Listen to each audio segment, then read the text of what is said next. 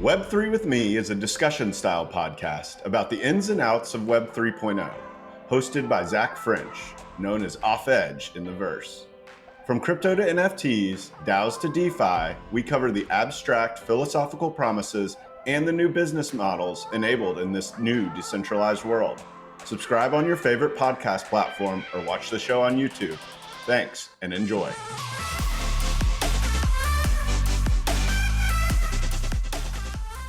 Zach French is a bar-certified attorney, and nothing expressed by Zach during Web3 with Me shall be considered legal advice. All the opinions expressed by Zach and his guests are solely their own opinions.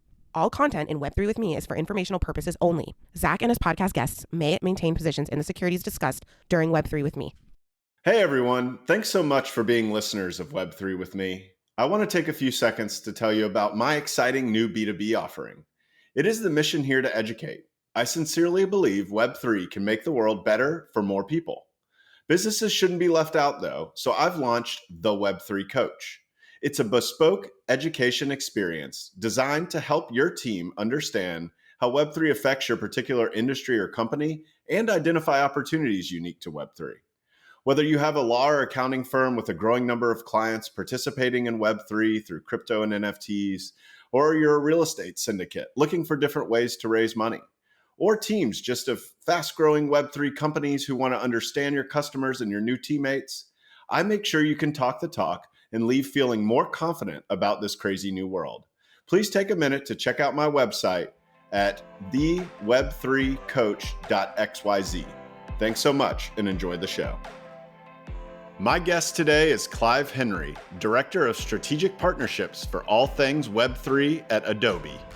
Clive made a career helping Fortune 500 companies adopt new innovation. From streaming video to Web3, he's worked with some of the largest media brands in the world, consulting on direct-to-consumer digital products. Clive is also an active member of Krause House DAO, a DAO whose goal it is to buy an NBA team. Clive's experience leads to a great discussion about what it will take for enterprise creators to adopt Web3 with a strong focus on retailers. LFG, baby. Let's start vibing.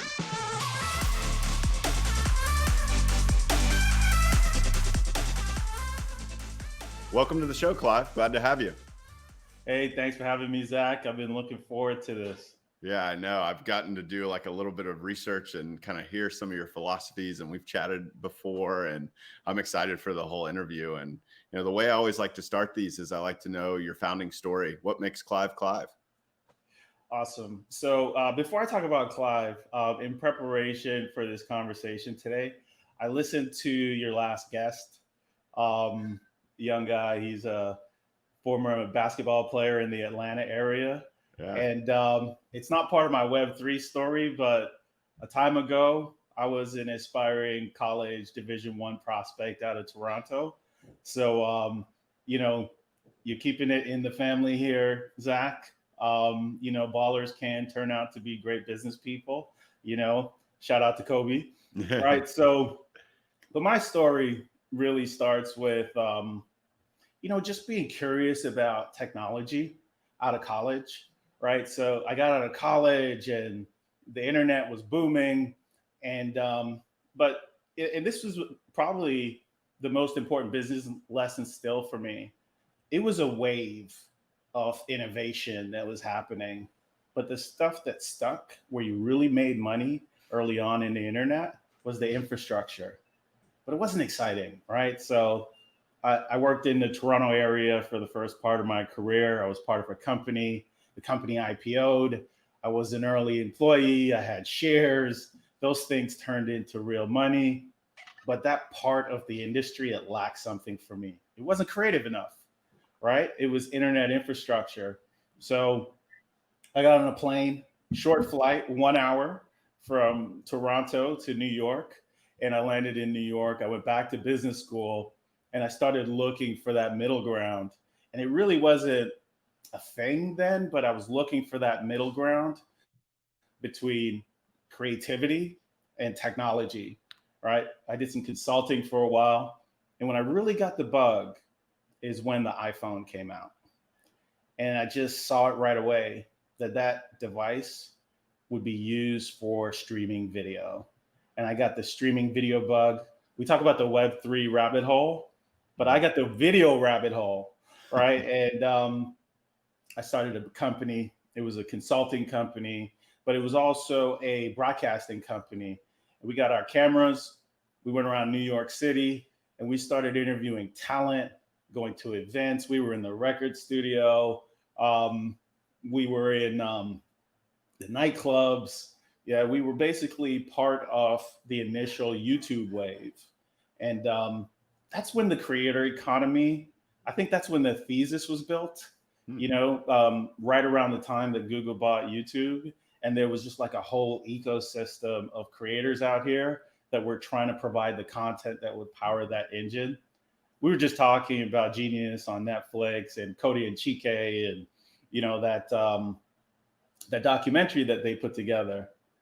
But 12 years ago, 13 years ago, when I first got to New York, and we were all just a community of people who were trying to figure out this intersection between video, technology, and what we now just call social media.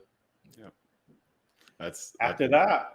Yeah, go ahead, Zach. I got one piece that I can't leave out because it's been the last 9 years of my life. I found a company. Yeah, I found a company. Company's Adobe. And Adobe's thesis is that, in order to transform a business out into the future, you need creators. But those creators also need computer scientists. They need the analytical mind. And Adobe is a company that provides software and solutions for both of these communities. Everyone sees our commercials, Photoshop, Illustrator, and we've got that business, but we're also a top analytics company for CMOs all around the world. We power most of your favorite websites for the brands that you visit. We also power a lot of e-commerce experiences. So it's a company that aspires to bring together creators and experience makers, right? Like developers and computer scientists. And, it's been my home for 9 years. And I think they took the boring out of technology for me. It sounds like it really aligns with your early mission, right? I mean, you said you're trying to marry kind of creativity and technology, and like, it's exactly what you feel like Adobe's doing, right? Yeah. You at the time, there wasn't industry paradigm to point to say these two things are going to be an important part of the future. We were still browsing the internet in the browser or on our desktops, 12 years ago, 13 years ago. Now the phone's ubiquitous, and the idea that engagement or attention is the number one asset in the experience economy is just a normal thing. And to me, it sort of dovetails into Web3, right? So I've been a part of this great growth story at Adobe for the last 9 years, where our creative business has become a default set of solutions for producers and creatives like you and your producer community here, as well as for experience creators inside of the enterprise, people who make websites, apps, or digital experiences that bridge the real world, like a screen in the movie theater, or the screens that you see in your favorite retailers. I like to talk about the screens in Starbucks that tell me my coffee is ready, but there's screens everywhere now. Adobe helps to power those screens, right? So it did bridge the two, but there's a new wave happening now, right? It's almost like for the last 9 years, we've built a business where creators contribute to the technology. The largest companies in the world now are these cloud technology businesses, and creators, they get a piece of the pie, but they more just get the value of not having to build the platforms themselves, right? Like Facebook exists, so I can go on there, or Instagram, and I can create a platform, then I go from there. To me, what Web3 is really all about is the growing influence of the creator, and the idea that attention doesn't come after the product, that you can start building an enterprise, a startup, a company, a project by getting the attention first. Interesting. Can you expand on that a little bit? This is a very interesting concept. So you're saying that if because of Web3, which I would assume is the technology that allows you to own the things you create, right? They're able to grab attention quicker. Is that kind of what you're saying, or explain that a little bit more? It's the monetization angle, right? Okay. So I've really learned multiple ways as I've onboarded myself into this world of Web3 and blockchain.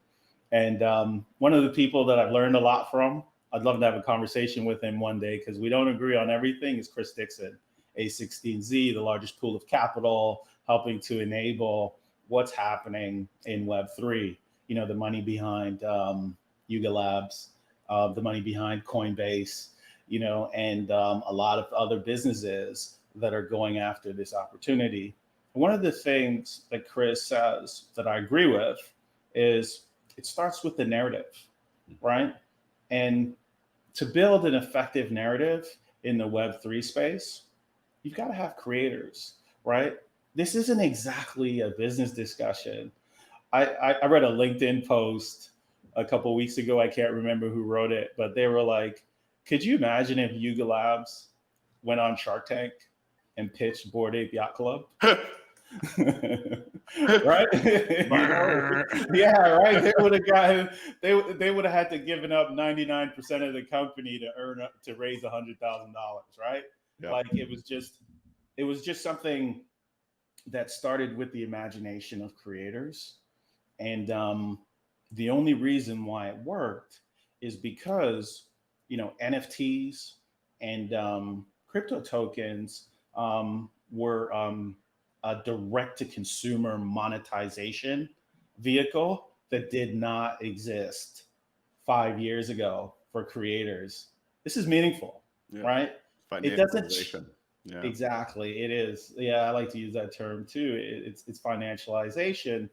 And what we're seeing early in Web3 is that creators have taken advantage of the financialization or the ease of financialization and having that direct relationship with fan communities in a way that's meaningful. I don't think it stops there, Zach. Like for me, when I analyze this space, I look at the father, or you can call it the mother of all blockchains, Bitcoin. And I think what we're all doing is learning and expanding on what the Bitcoin community got right.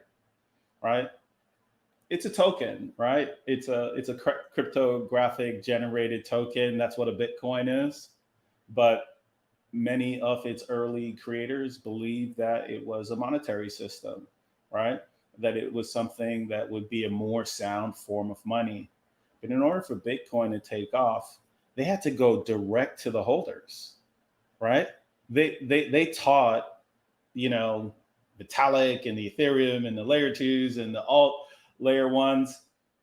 They taught us all like a really important lesson, and that was these instruments could be financialized. Bitcoin proved that, and that financialization went through the retail. It went through the consumer, not through a middle person. And I think the creators of Web3 and NFTs have just really picked up on that. But I don't think it'll stop there. I think it's part of a broader wave of more direct engagement with consumers. Yeah. You brought up a few things I want to unpack there. I'm going to start from what you mentioned first, which was the idea that you have to have a good narrative. That is a recurring conversation that I have both on and off the mic, right? My very first guest on the podcast is a brand strategist. And he made the assertion that brand is really all that matters in Web3, right? But what is brand? Brand is the narrative, and what is the narrative? It's the culture, right? Yeah. And so, like, if you come out with Bored Apes and the only narrative is, hey, you should buy these things because they're going to be worth more later, it's probably not going to go anywhere.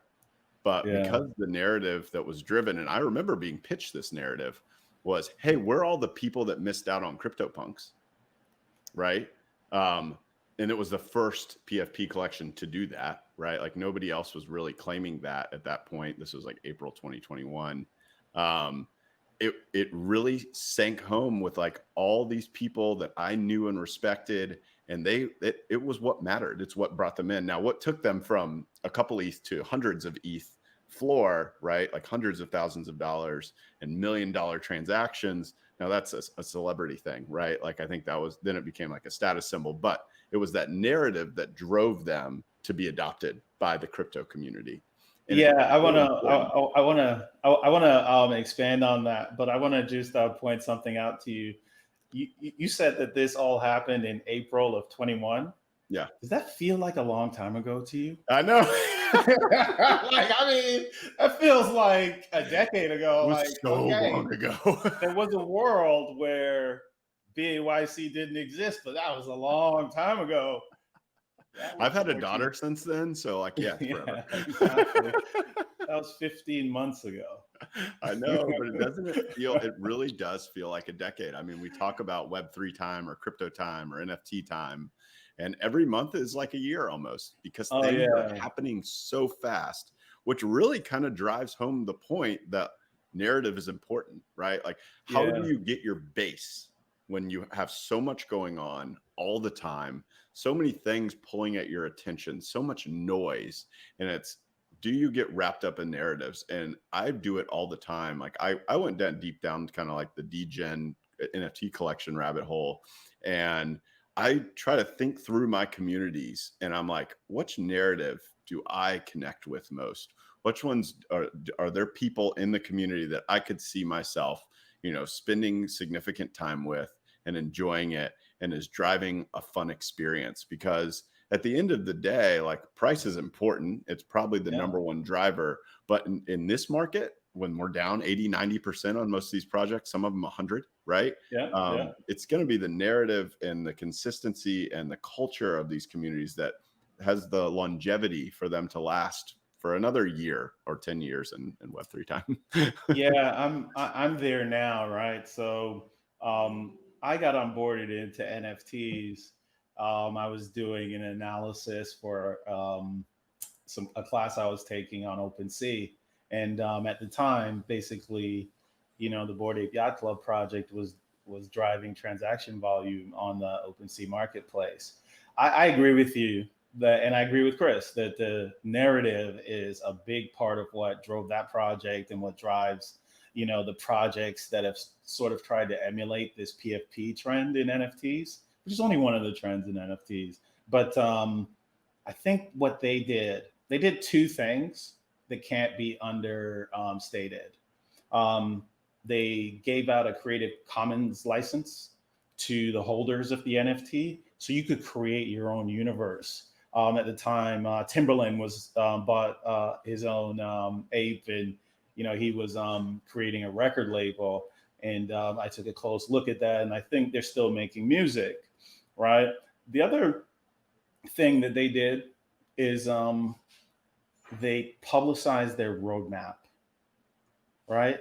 And they called it Roadmap 1.0. And I think that's what excited the commercial community, right? The retail investor was like, this is awesome. This is the first NFT project that's done this, that's given me their roadmap, and it's cool, but there's going to be a 2.0. So, this is like a journey. And the only way I can be on the journey, be part of that roadmap, is if I own the asset, So like you take that narrative and you build it out. But Zach, when we talked in preparation for this, you mentioned one of these projects, and I got to put my hand up. I'm like this analytical, studious person. I've been studying this space for 15 months, for like a decade, right? The NFT space, and I still don't have a PFP community that I belong to, right? And you mentioned Deadfellows. And I've been looking at it and I haven't decided yet if it's the one for me, but it looks interesting, right? Like, That's cool. what made you bring that one up? And does it fit this narrative, roadmap, Creative Commons license thesis that I mentioned? So I don't think theirs is Creative Commons. And that is a whole separate conversation I'm happy to have with you, because it's very relevant now, because Moonbirds just announced they're going CC0. Xcopy just made all of his work, or their work, CC0. So we should definitely come back to that. What happened with me with Deadfellows was when I first missed out on Bored Apes and I watched them go up, I felt like I knew what a good community was. And so I wanted to go out and find a Discord where they were having conversations that were real. They weren't talking about floor prices. And I wanted to find one that had leaders that had values that I identified with. And this was pre-doxing. So now Betty and Syke, the two founders of Deadfellows, are doxed. But before this, we didn't really know who they were. We just knew they were an Australian couple with 3 kids. And they went public with their story, how they borrowed money to do the drop. They couldn't even afford to mint everything, how they manually minted almost every single thing to make sure the bots didn't take care of the drop. And that they were very like pro, like a lot of the same policies that I approve, like pro LGBTQIA plus, like all of these like very practical minded things that I felt like was everything that the world should be paying attention to. And that had nothing to do with the art. The art was very cool. I love the art. Yeah. And what's that?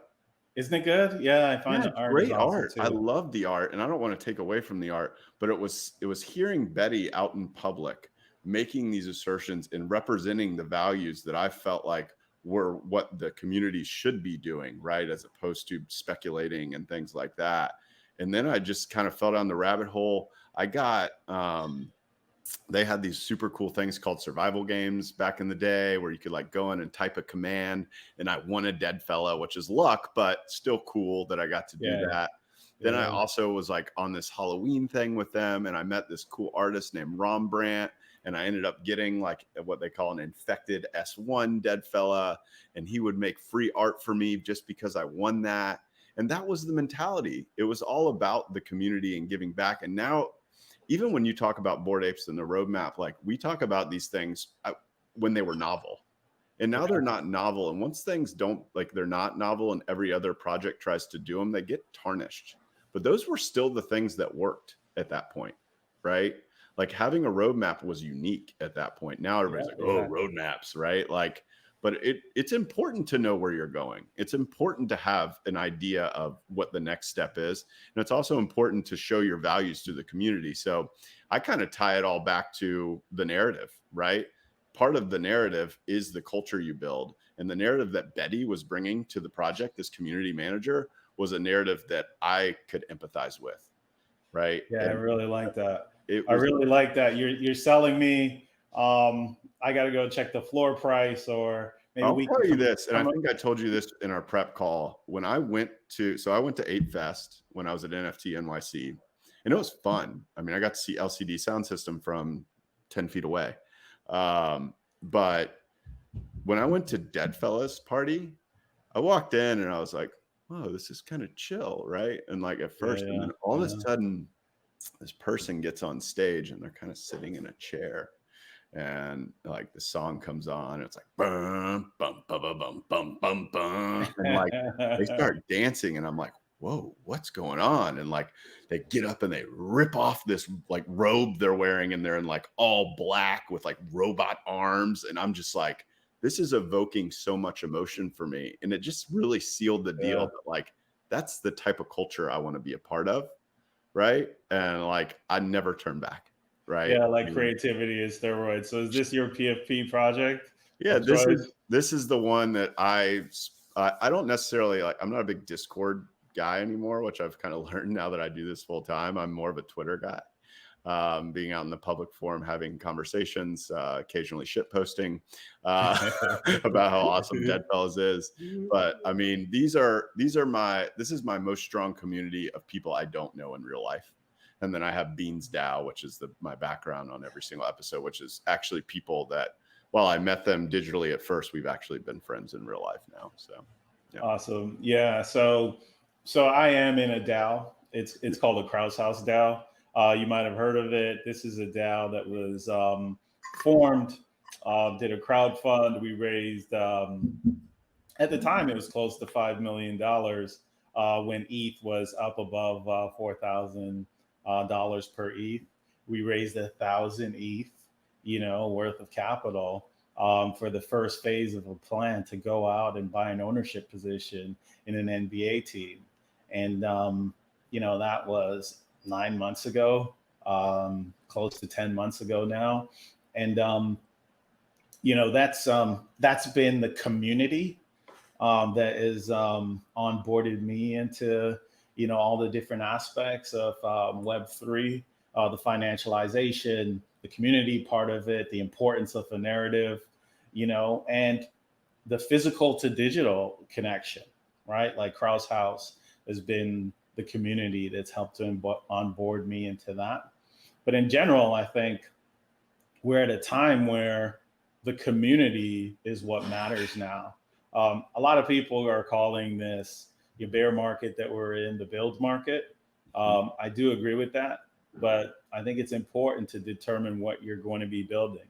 Products, yes, right? But if you don't have an engaged community, right, at the other side of this, then you're not going to be on the strongest competitive footing if you've got to rebuild that community, and community is not easy to build. So I'm going to take a closer look at that, fellas, because I don't have a PFP, but if you have other suggestions, right, or if even people are listening and they feel like there's a project that is just as strong or stronger than the Dead Fellows project that suits my profile, then put the suggestion on Zach's Twitter. let's talk about your what is your profile? I mean, if you're legitimately considering joining a PFP, like what values do you want to see in a community? Yeah, so I haven't outgrown, obviously, my sportsman background, my years competing at a pretty high level of basketball in college and a little bit semi-pro and in high school. So, I think, the way I look at, media and creativity, I think athletes are creators, right? I felt like a creator when I was out there on the court. I felt like I was a part of a play that was playing out in front of fans, right? And now as a business person, right, as part of like a creator economy movement, I think that a part of what I'm out here doing is showing creators of all types how being a really good creator is a business, right? Like it's a serious role in the evolution of a business. Eventually, there's got to be some product there, right? Like we'll take this back to Web3 in a moment, but narrative is important, roadmap is important, but products are how you generate profit in a business world. LeBron James is a great player, but he sells a lot of sneakers, yes, right? So I think that's a big part of my energy. The other part of my energy is I just think that innovation is cool, right? I'm on the side of, hey, if there's new technology out there, right, like AI or machine learning or the blockchain or 3D, avatars, right, or the metaverse, right, and it gets people engaged and enthusiastic and on a path of learning and education. Like technology is this great tool that advances our society and helps us to learn more. We couldn't do this, what we're doing, if it wasn't for, podcasts and educational podcasts, right? Like that's how I learned about this space, right? Makes a big difference. Right. And like, people thought two things. People thought YouTube was over. YouTube is not over. Web3 has brought YouTube back to life. People thought Twitter was over, right? But Web3 is a core community now on People Twitter. thought Discord was just for gamers. Exactly. Exactly, right? So this is the idea, right? That technology is also a tool to help people learn and learn faster. And I think that 15 months of Web3 feels like a decade because it's moving fast. And I don't think it's going to slow down, right? So to me, that's my brand, right? It's like, I'm going to go in for the hard sell here. You ready? Go for it. So Deadfellas is on a current project called Meta Wrapping, where they're actually giving you the ability to use your Deadfella inside of all major metaverses, which I think is kind of in line with what you're doing. They're also developing a game through their secondary collection called Dead Friends, these adorable, cute little dead animals, where you can go in and have some fun. And, it's probably, going to have a play to earn aspect to it. So I'll send you the Medium articles afterwards. I think it's a great community. And it's not unachievable either, right? Like you aren't going to have to go, drop a ton of money to get on one of these things. I think the floor is like 1 ETH. Right. All right, Zach. You might see me in the Discord. Let's go. Especially with the cross metaverse integration piece. Right now on Twitter, my profile picture is a cross metaverse profile or avatar. Yeah. It comes from Ready Player Me, which is a company that I really think has a great future. Right. We're talking about, creators, right? Mm-hmm. And I like to talk about these things from the lens of the front end experience sometimes, but sometimes I get into, like as far as like critical technology infrastructure, because it's how I started, what these front end applications mean from an infrastructure perspective. And when I look at Ready Player Me or what Deadfellas might be doing with multi-metaverse avatars, I just think identity, right? Mm-hmm. It's like an important part of the identity stack. And identity is a critical component of how people market to us, what they market to us, right? And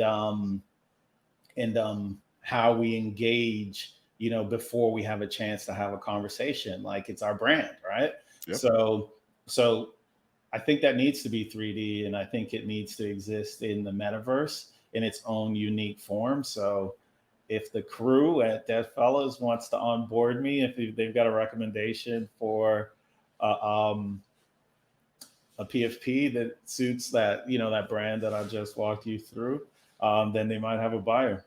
Yeah, if you go in there and ask, they will jump all over it, and they do it in the nicest way.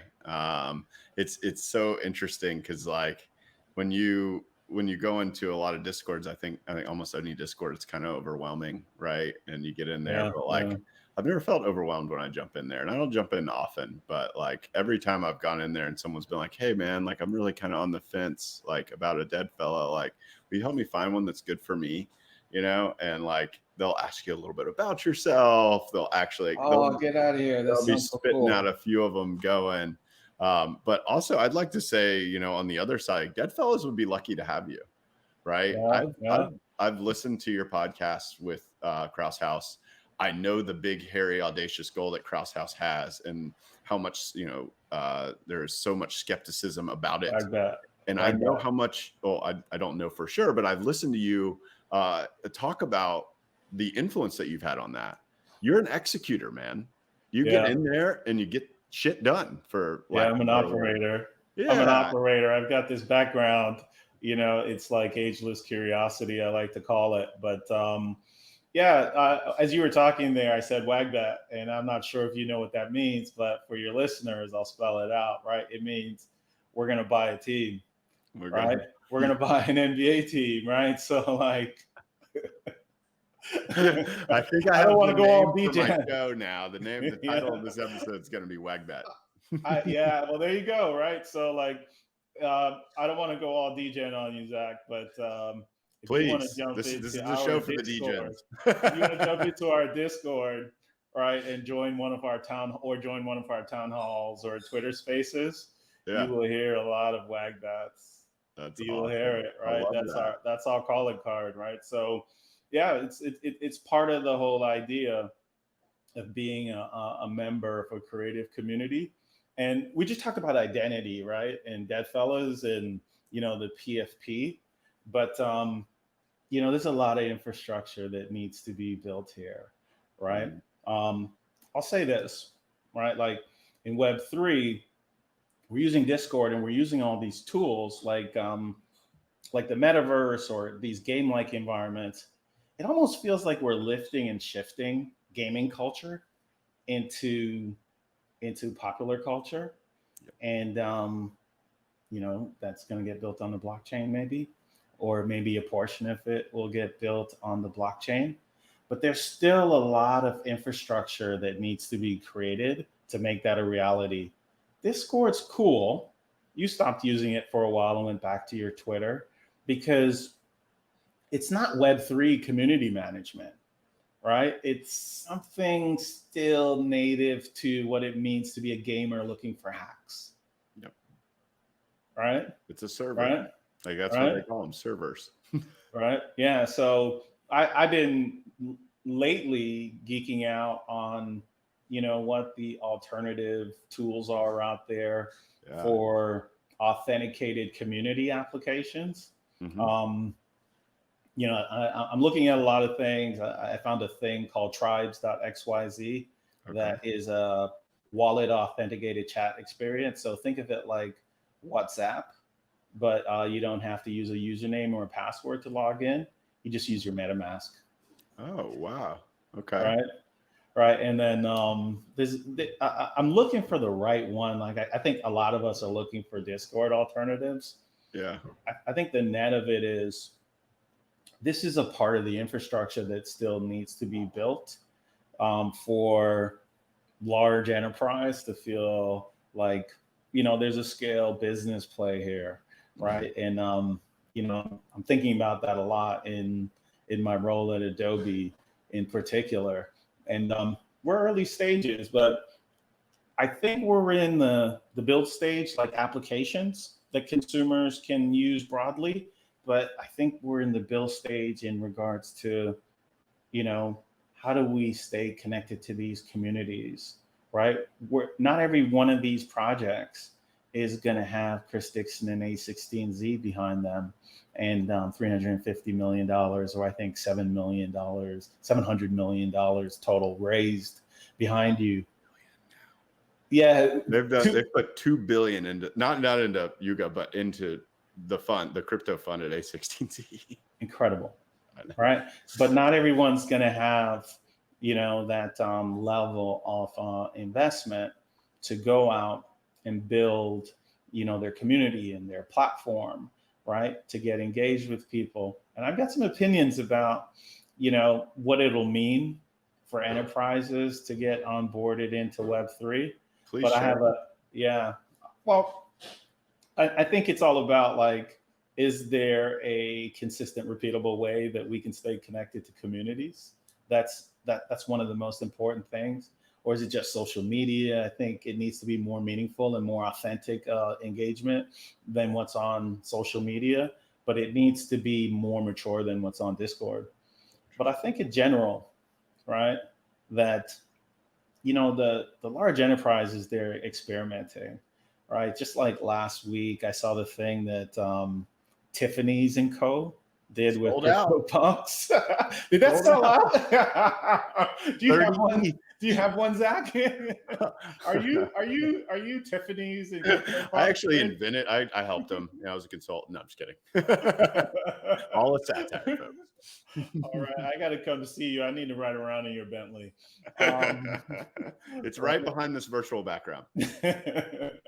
Right, but you know, that's a Tiffany's part of the Louis Vuitton, Moet, Hennessy, LVMH conglomerate. You know, that's large enterprise experimenting, and it's happening everywhere, right? I'm in the Discord, and I've been playing around with Exclusible and what they're doing with the spatial metaverse, right? And onboarding brands into that.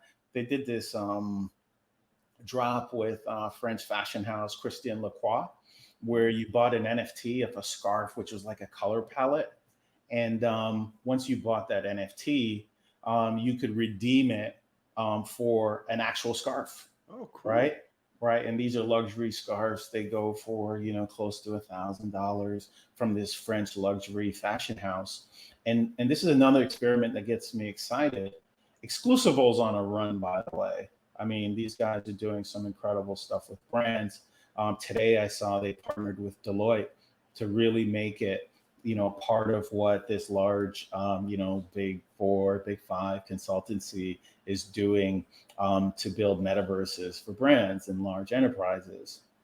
But my perspective is we're in a classic innovator's dilemma, right?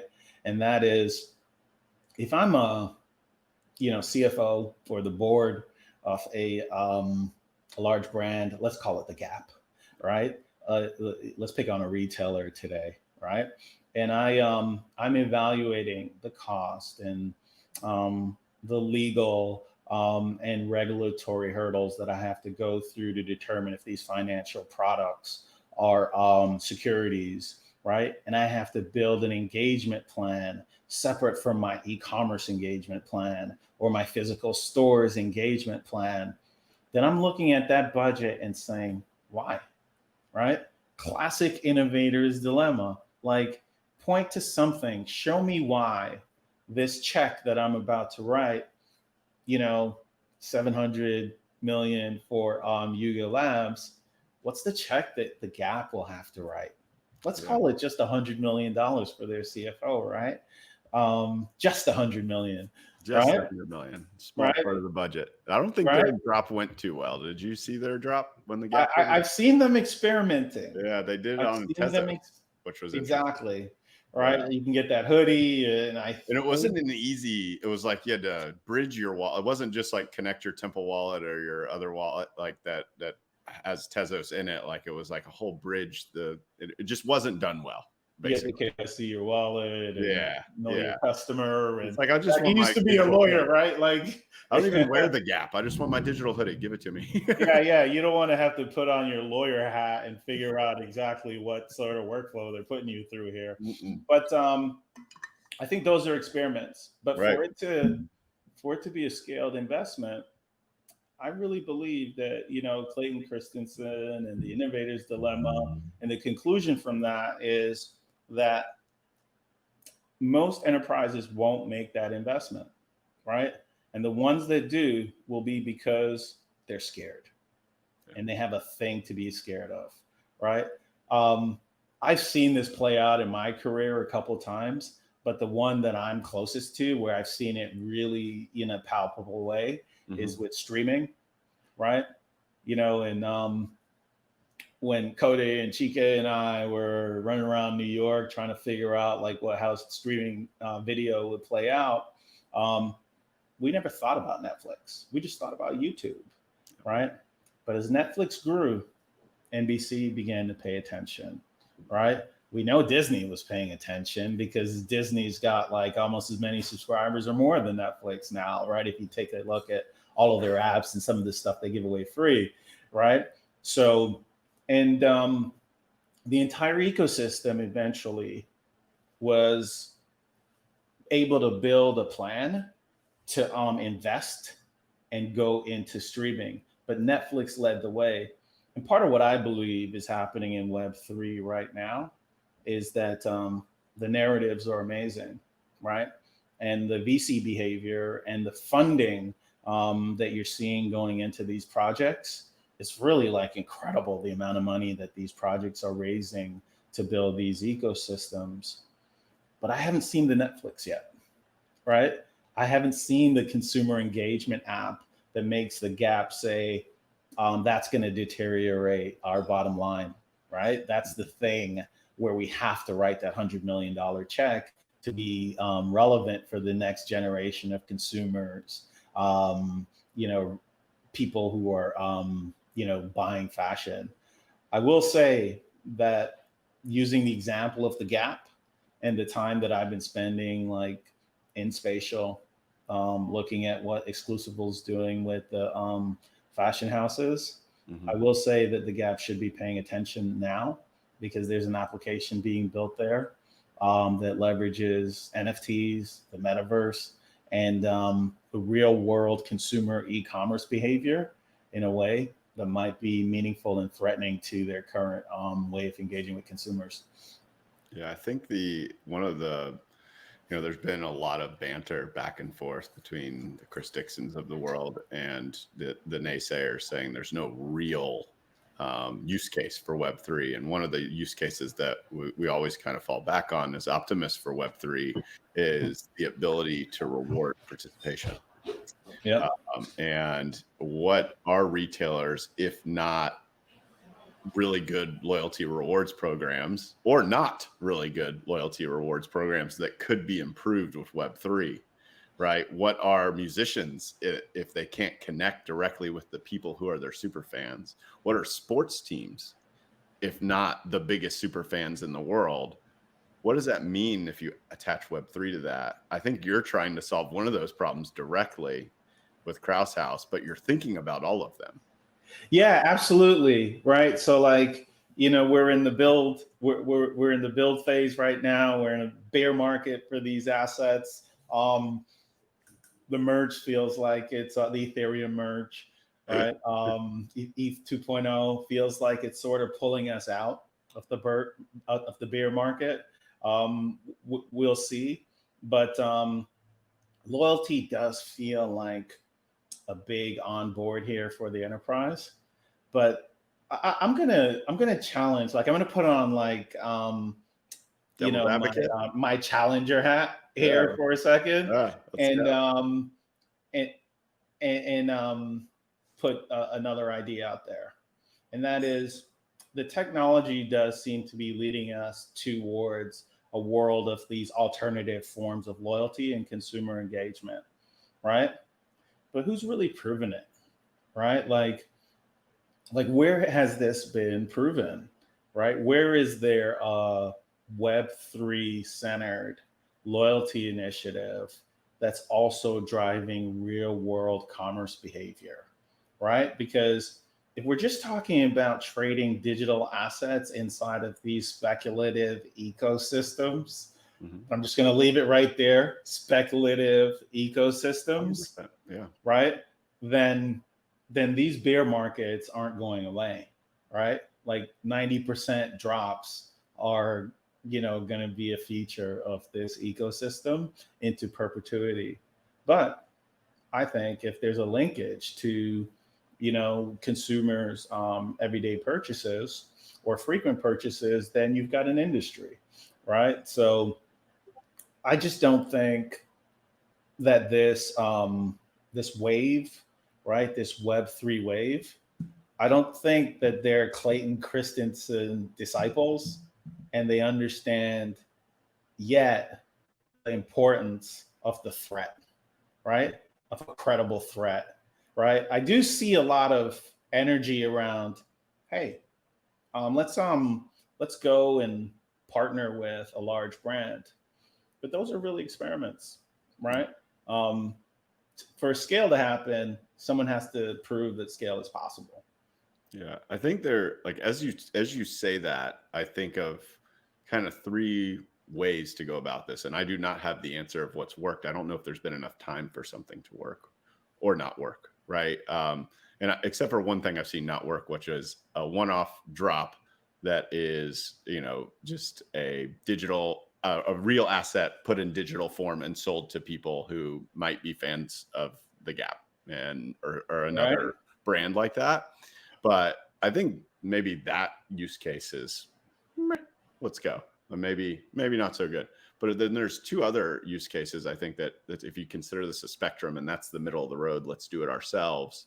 There is can we connect our POS systems or our existing customer loyalty programs that tie to IRL purchases and activities to a digital asset, right?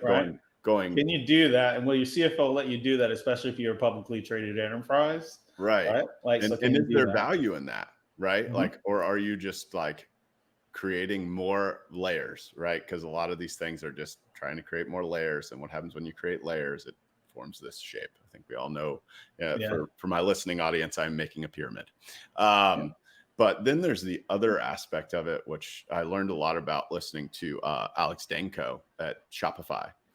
Alex talks about token gated commerce and what Shopify is trying to do with token gated commerce. And one of the interesting points he made was not necessarily that, company A sells you their NFT. And if you own their NFT, then you can come back to the stores and you can get discounts because you don't necessarily need NFTs for that. I think what they're trying to tap into that's really interesting is finding the culture of the existing communities in Web3, the Doodles, the Dead Fellas, the Bored Apes, and then allowing those people to prove ownership of their particular PFP and then actually interact with the company in a different way. Maybe get a free drop for their newest hoodie or their newest, apparel item. I think that use case, it has not been proven, but I think it is a really exciting one to talk about. Have you looked into token gated commerce at all? Yeah, no, I think it's exciting. And now, right? The idea that being a member of one of these communities has commerce benefits, and those commerce benefits could go across retailers, right? Like, still to me, like, it's only a week old, but this Tiffany's CryptoPunk thing to me is like the encapsulation of that. I didn't know it sold out. I learned today being on with you that they actually sold those things out. I thought they were expensive, but hey. 30 ETH's a lot of money, man.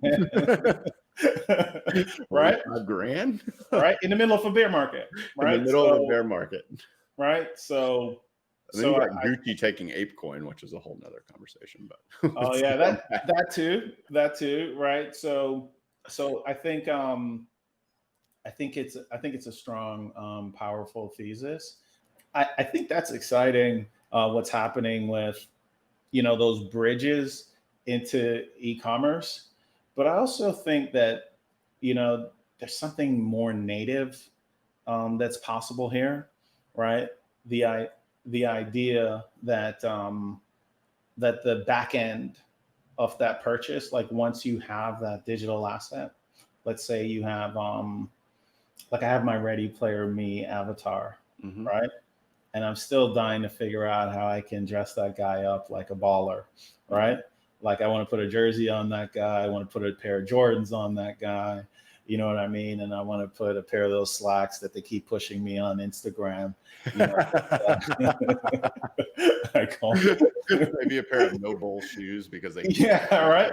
Like I want to do that, but I think there's an opportunity for that, virtual avatar dress up experience to quickly and easy click into, real world access to those goods. My favorite project, right, along this digital to commerce paradigm is Nike, right? So Artifact, those guys are geniuses, right? Like I think that there's something special there, right? And we're gonna hear and we're gonna learn more about it. I read a lot in this space. It's funny, like you said that Twitter's become your default social network. LinkedIn has become my default social network lately, and I saw a little sneak from Nike this week, and you can see it too if you go to swoosh.nike. Somehow they got their own domain extension, and it seems to be alluding to a Nike owned metaverse. Right? So there's a lot. Swoosh or swish? Swoosh.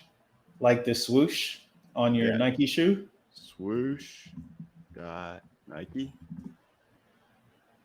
Oh, okay. Whoa. You got it? Let's go. I know we're doing video, but if you can show this to your listeners. Yeah, they'll be able to see it when I publish it. We'll definitely be pulling it up so they can see it. Awesome. Right? Yeah. So I got exposed to swoosh.nike via one of the the influencers that I follow on LinkedIn. And there was a summarization as part of the post. And I think, if you follow what's happening with Artifact and what's recently happened with Nike, where they've done the sneaker, right? They've now done the hoodie thing, physical to digital to physical. Mm-hmm. And now it feels like there's something coming with a world, right? Right. And then you think about what you can do from a brand perspective in a world like that. It's bigger than Nike, right? Right. But it also is like the first experiment that I'm starting to see where the back end supply chain and logistics system necessary to do like click to buy digital, click to buy physical, all on a Web3 back end could be possible, right? And that's like my challenge, like personally in this space. Like I want to see Nike succeed, but I also want to see other brands born out of this that we know can move faster, right? That have a more clearer path to getting the permissions necessary to build on blockchain, to leverage Web3 wallets, to make mistakes with the PFP, right? Like, let's go. So you want to see, it sounds like, if I could just sum this up, is interoperability between the digital and physical world done right. Yeah. That would be a cool experience. And it doesn't necessarily have to be a Web3 native company. And it doesn't necessarily have to be one of the largest brands in the world in Nike. That's right. It could be a brand that people maybe have forgotten about that reimagines itself as both digital and Yeah, right. Like, I don't know if you've seen, but Napster is making a comeback. Oh, I didn't. Tell me. Napster's making a comeback. They're creating an NFT centric music streaming service. Okay. Right. And I don't know how far back you go if you ever used the old Napster, but I use Napster, Kazaa, LimeWire. LimeWire is coming back too. They're launching a NFT based music streaming service. Right. And for me, like just this week, the NFT project that I was paying attention to was it's called Stickmen. It's done by Warner Music UK. Okay. Really, really good art, right? And it's a utility NFT that'll give you access to music events and other sorts of utility for the music fan, especially for musicians that are in that Warner Music stable or that Warner Music. Is it partnered with Bose, Clive? You got it. Yeah, we got it pulled up here. Wow. This is cool. So it's like high utility. Interesting. How did you come across this one? Browsing Opensea. What do you do for fun, Zach?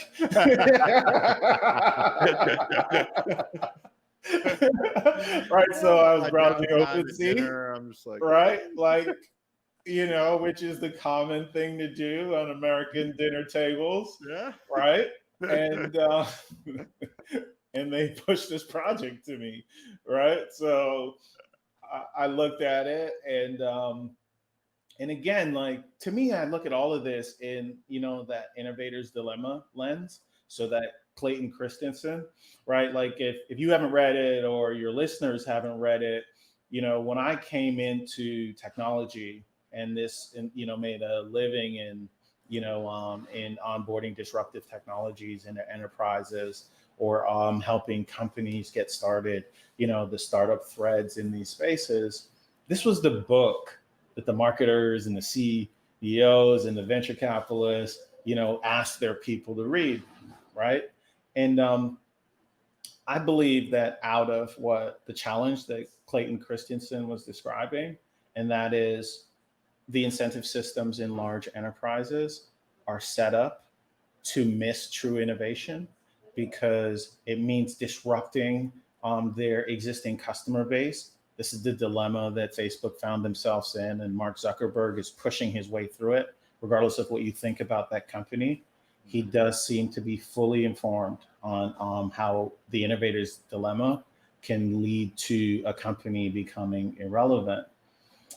Mark's got $10 billion to And he throw still at has this. controlling interest in Facebook, which makes it Exactly. yeah. Exactly, right? So he's got this, he's got a lot of capital to navigate the dilemma.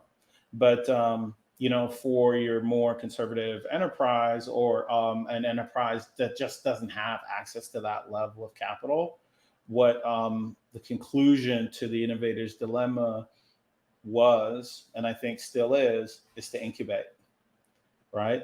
It's the enterprise creating a separate playing field for a group of innovators to go off and leverage some of these new technologies, blockchain, Web3, PFPs, 3D immersive, metaverse, avatars that bridge these worlds, digital to physical, e-commerce bridges, right? This stuff is complicated. It requires strong developers, and this to me is where it all sort of comes together. You can get all of that right? Like as a large enterprise, you decide to incubate a team.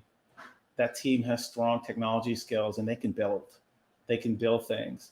What's different about this wave is that incubated group, if we're looking at this from an enterprise lens, needs creators, right?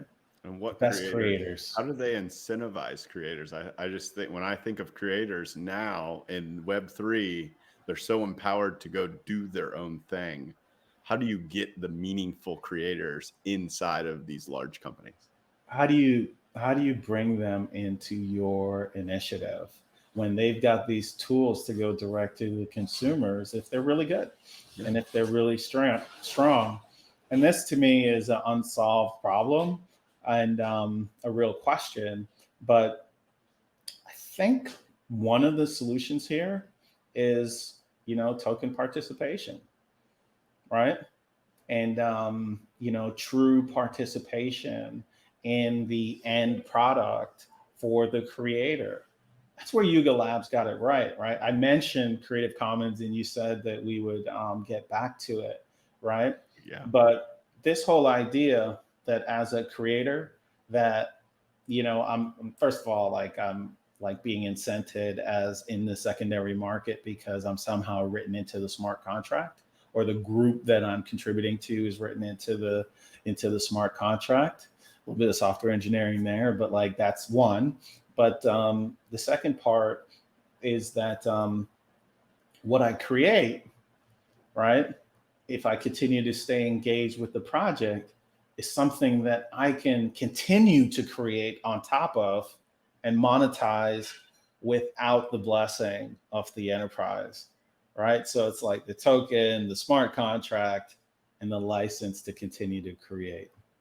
It's interesting. Have you explored Nouns DAO at all? No, tell me about that one. Like I see it in the press, but I'm not exactly up on what they're doing.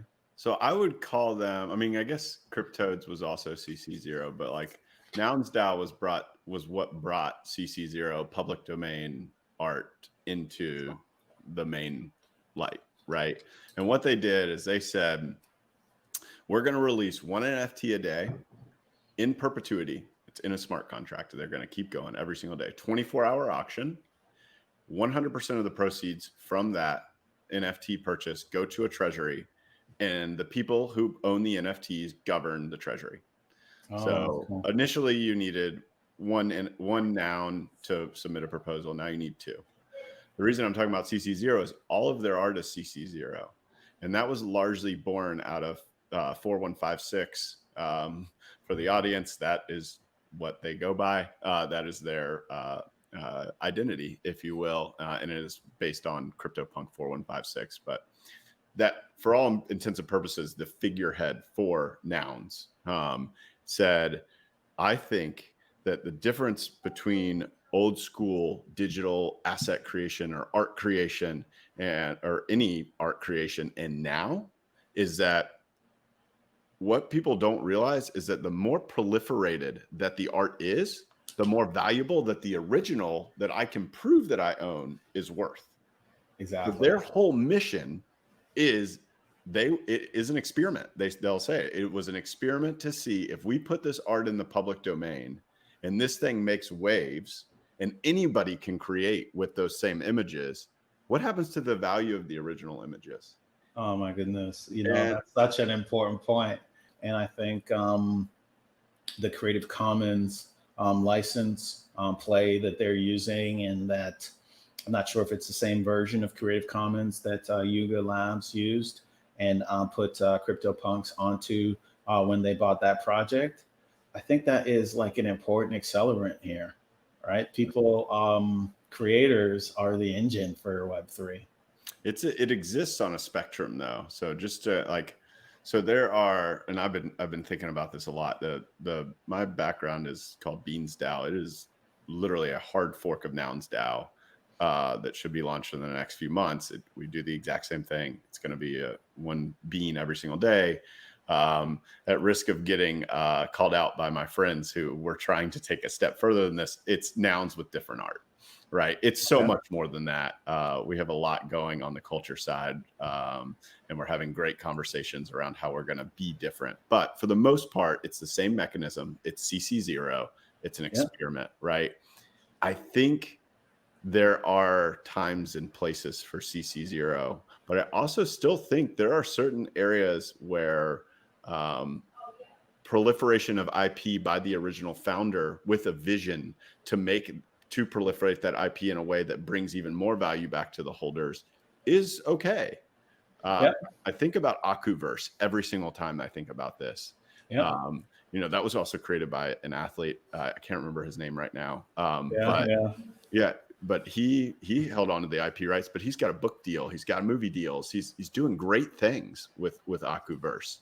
And I think that's still okay, right? Like, I think in that sense, if you have that visionary leader who's on board for the long haul, then you do have a legitimate interest in holding those IP rights. But now with Kevin Rose and Moonbirds going CC0 and Xcopy going CC0, we're going to see if mechanisms besides nouns having that CC0 license, like, it may just be preferred, because if it is CC0, that still doesn't keep him from making Aku movies and Aku books. It just allows other people to do the same thing, right? Yeah, I did a quick lookup while you were chatting there. It's Micah Johnson, former MLB player who started Aku, and I've heard him talk on a couple podcasts, and I think it's just like incredible, his foresight into understanding the intellectual property universe that he was stepping into when he built this narrative and launched this NFT story, right? So, Zach, I want to stay grounded in your original question, right? Because we were talking about how do you make sure that creators want to be a part of your incubated thing, or if you're doing something outside of the enterprise, more startup-y, how do you keep creators connected to that?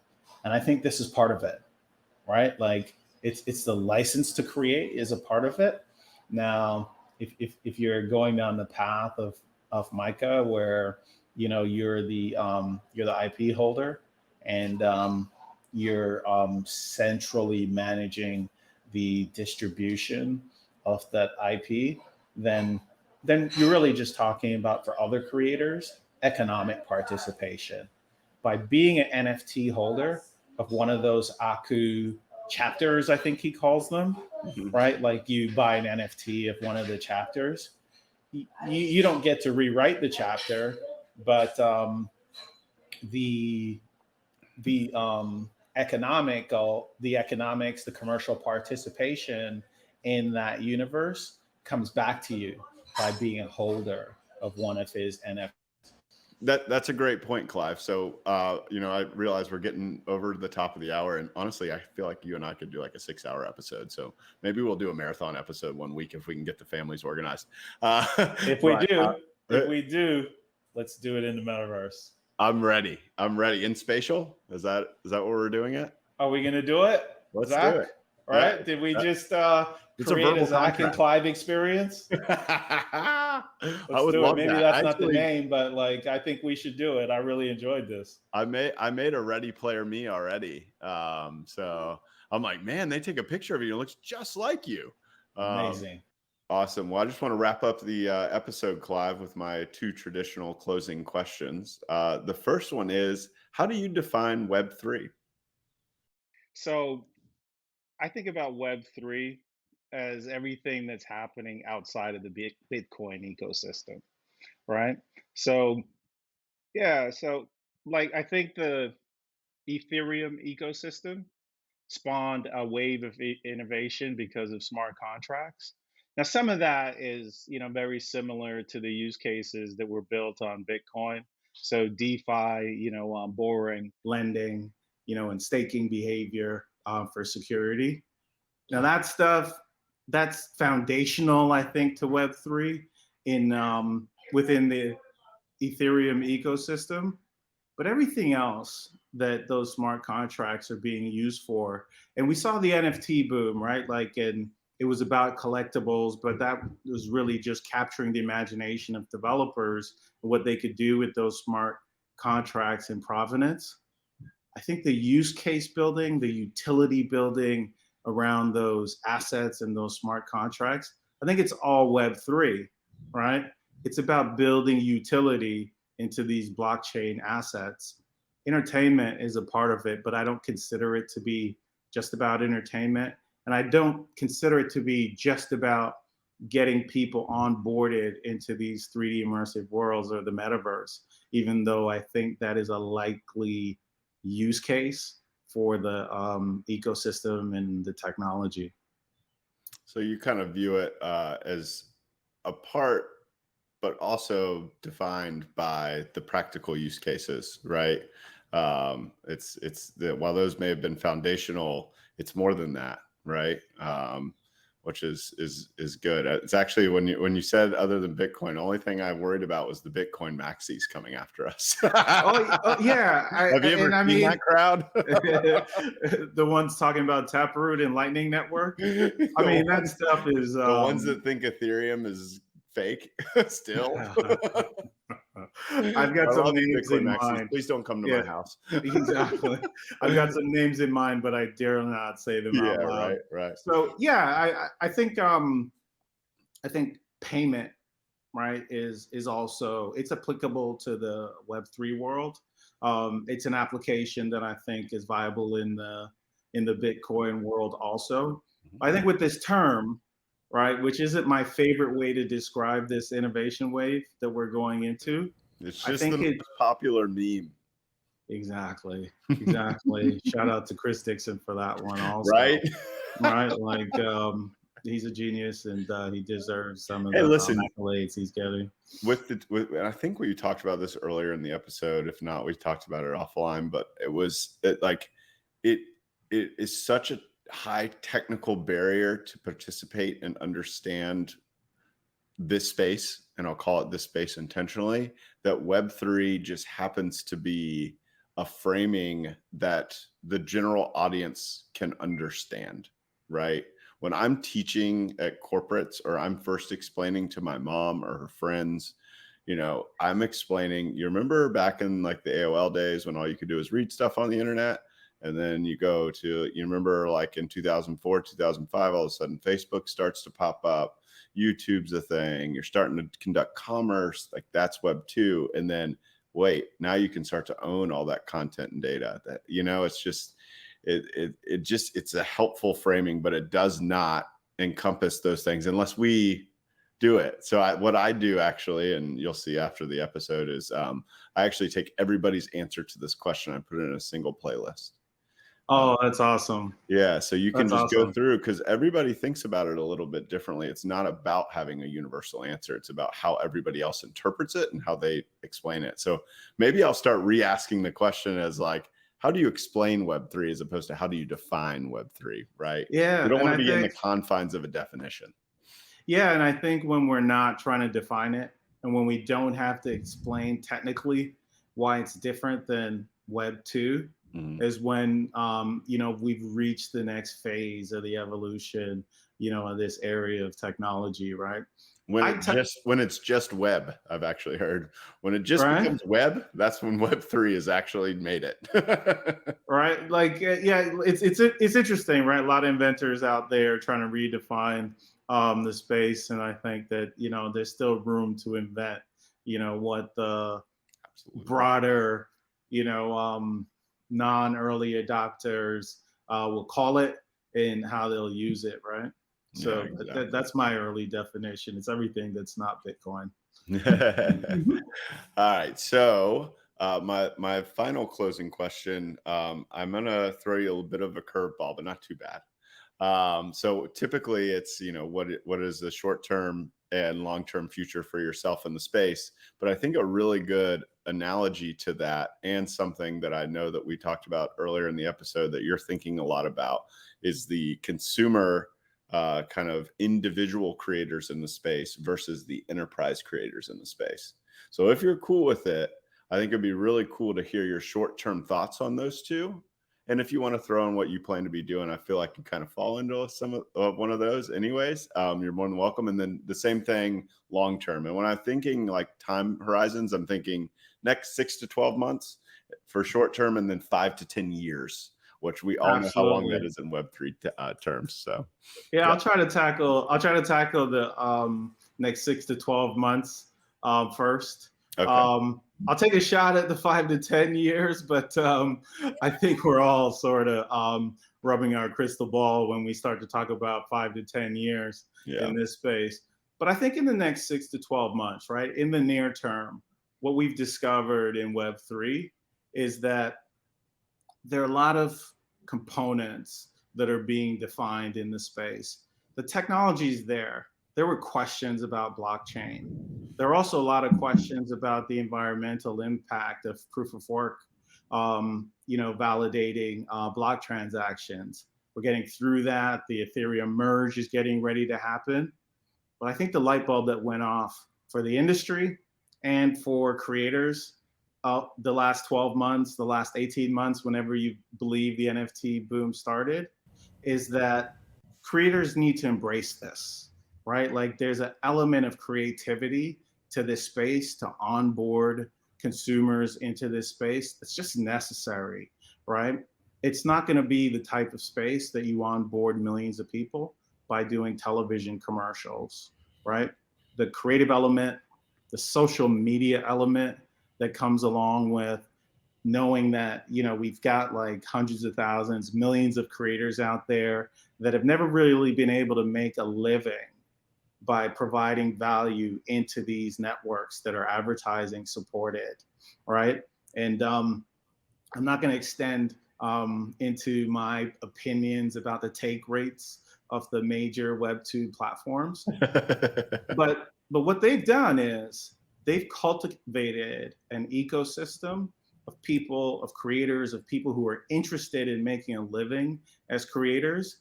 They've essentially created the platform for Web3, right? So I think that the first wave of that has been the individual creator has caught a hold of this.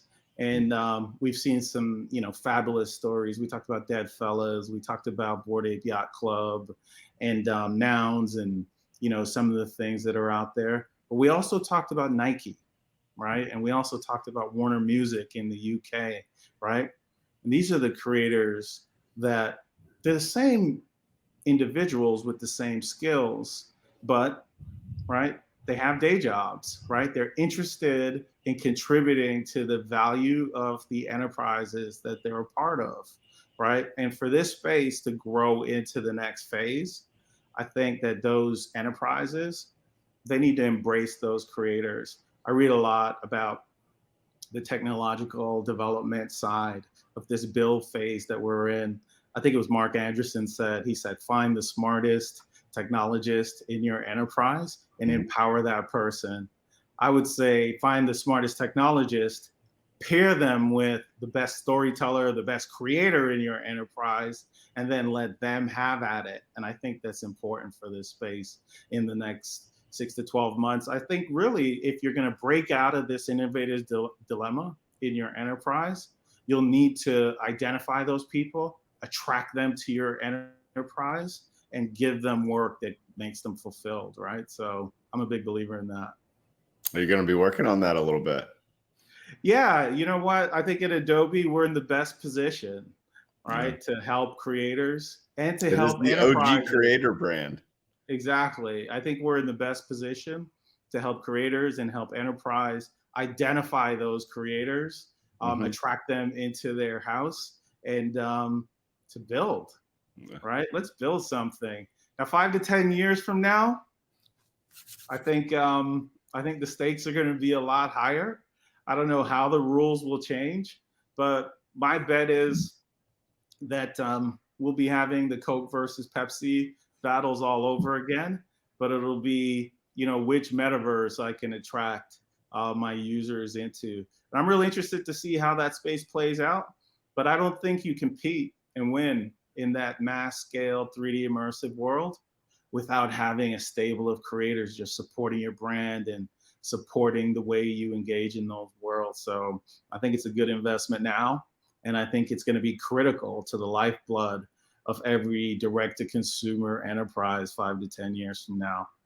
Yeah, I could not agree more with that. I see this entire space as effectuating a digital renaissance. Like, that's one of my core beliefs about this space, and many of the communities that I'm involved in that's the agenda I'm pushing. And I wouldn't even consider myself a traditional art creator, but that is something that we can facilitate because of the unique characteristics of blockchain to build communities and just to open up everybody's creative side. There are so many people that have done so much in this space to create that never created before. Yeah. And it's going to be a beautiful thing. That's a great way to close, Clive. I really appreciate that answer. It's very clear, very aligned on that. So, yeah, thanks for having me on, Zach. I'm really interested in the reaction you get from your listeners from today's conversation. And for the Bitcoin Maxis, it's what's your what's your Twitter handle? Out my home address.